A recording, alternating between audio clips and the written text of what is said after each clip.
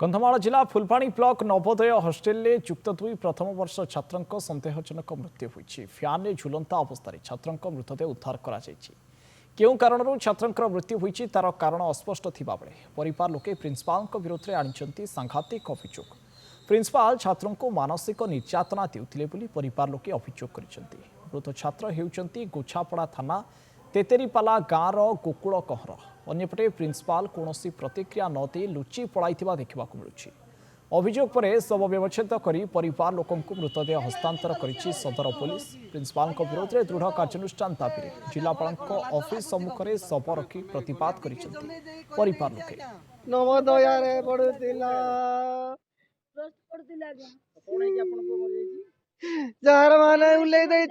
किसी भी नहीं कौन भी नहीं केबे घंटा 12 फोन कले आम जल्दी शीघ्र नहीं आस बोल कहले ये नवोदय टूड़ी पास ये भारत सरकार पढ़ाईटा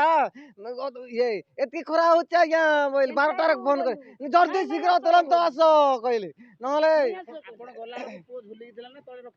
झुली कर आज्ञा तार रूम रे मुझे आसिक डाकिला बेल को किए तार से घर द्वार किए नहीं से मोबाइल देखि पारला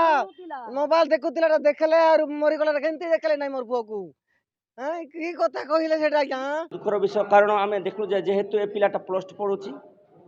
आम प्रकृत में बापा मामा पाखु जापारू प्रकृत से पुओ को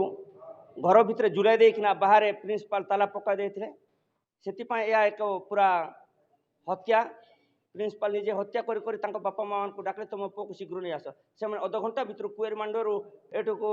नवोदय को मिनिमम 40 ରୁ 45 किलोमीटर पखापाखि हे से अध घंटा भितर ये पहुँची हेले देखला बेलू बाहर ताला झुलुला और बापा निजे लातम मारिकिना ये देखला बेलू भितर पुओ झुलुची